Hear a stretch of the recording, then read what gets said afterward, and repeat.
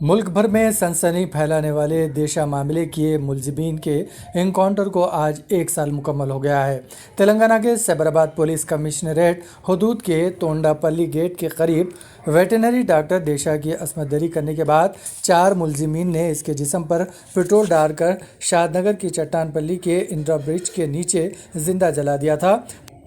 Police نے اس معاملے میں 4 ملزمین کو گرفتار کیا تھا، جن کی شناخت محمد عارف، چنا کیشولو، شیوا اور نوین کے طور پر کی گئی تھی۔ گزشتہ سال 6 دسمبر کو ہی صبح 5 بجے اس واردات کی سین کو ریکریٹ کرنے کے لیے ان ملزمین کو مقام واقعہ لایا گیا تھا۔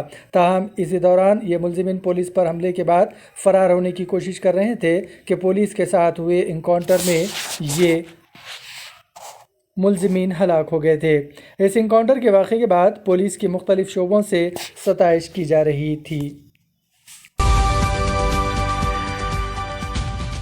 بابری مسجد کی شہادت کی 28ویں برسی کے پیش نظر مسلم تنظیموں کے یوم سیاہ اور بند کی اپیل کے پیش نظر شہر حیدرآباد میں پولیس کی جانب سے چوکسی میں اضافہ کر دیا گیا ہے۔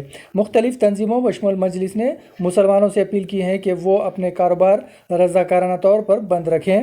پولیس نے اس بند کے پیش نظر چوکسی بڑھا دی ہے اور جگہ جگہ پولیس بندوبست دیکھا جا رہا ہے۔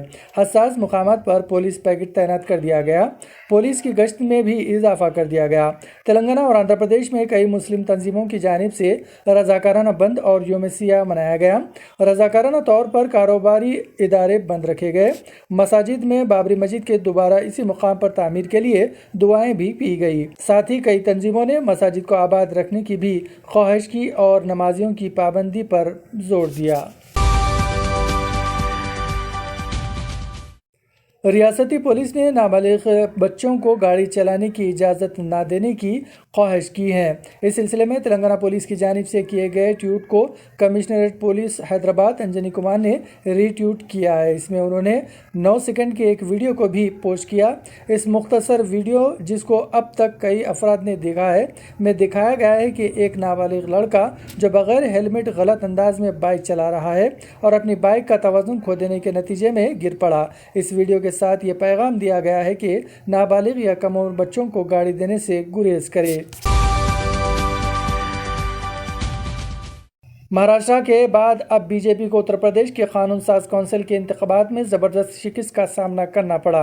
اتر پردیش قانون ساز کونسل کے وارانسی حلقے انتخابات میں سماج وادی پارٹی ایس پی نے حکمراں جماعت بھارتیہ جنتا پارٹی کو شکست دیتے ہوئے ایس پی نے 2 سیٹوں پر قبضہ کر لیا ہے۔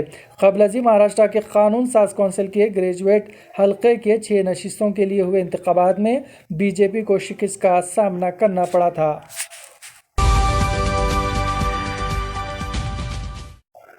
تلنگانہ میں اسکولز دوبارہ کھولے جانے کے امکانات ہیں۔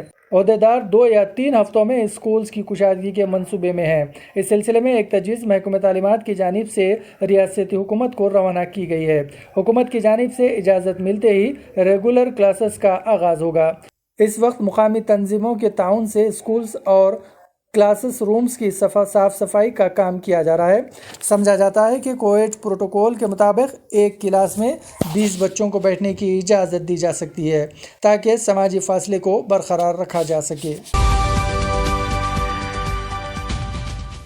Social democratic party of India SDPI کے قومی صدر MK فیاضی نے اپنے جاری کردہ اخباری اعلامیے میں مرکزی حکومت کی طرف سے مسلط کردہ 3 نئے زیر قانون اور مزدور ایکٹ کے خلاف 8 دسمبر کو کسان تنظیموں اور ٹرانسپورٹ اینڈ لیبر یونینوں کے ذریعے بلائے گئے ملک گیر ہڑتال کی حمایت کا اعلان کیا ہے۔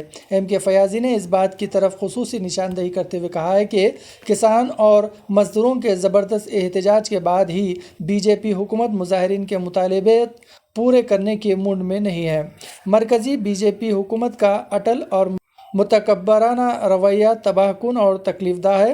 حکومت کو اس بات کو سمجھنا چاہیے کہ کسانوں اور مزدوروں کے مطالبات کو پورا کرنے سے ملک کی فلاح و بہبود کے لیے فائدہ مند ثابت ہوگا۔ تلنگانہ میں گزشتہ 24 گھنٹوں کے دوران کرونا وائرس کے 622 مثبت کیسز درج ہوئے اور 2 افراد کی موت ہو گئی۔ اس سے ریاست میں کرونا کیسز کی کل تعداد 2,77,341 ہو گئی ہے۔ ہلاکتوں کی تعداد 1,472 ہو گئی ہے۔ GHMC کے حدود میں 104 کیسز درج ہوئے ہیں۔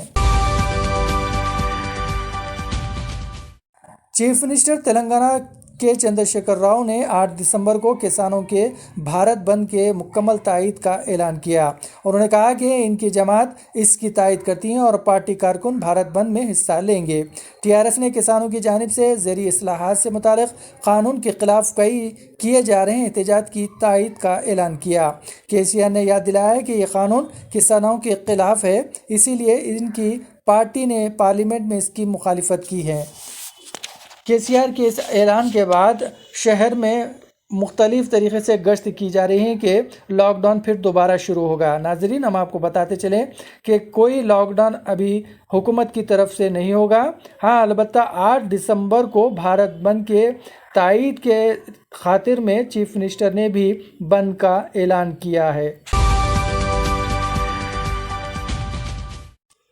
مولانا آزاد نیشنل یونیورسٹی نے نظامت فاصلاتی تعلیم میں سوائے B.Ed کے مختلف انڈر گریجویٹ اور پوسٹ گریجویٹ ڈپلوما اور سرٹیفکیٹ فاصلاتی پروگراموں میں اکیڈمک سیشن 2021 کے لیے آن لائن داخلوں کی آخری تاریخ میں 22 دسمبر تک توسیع کی گئی ہیں۔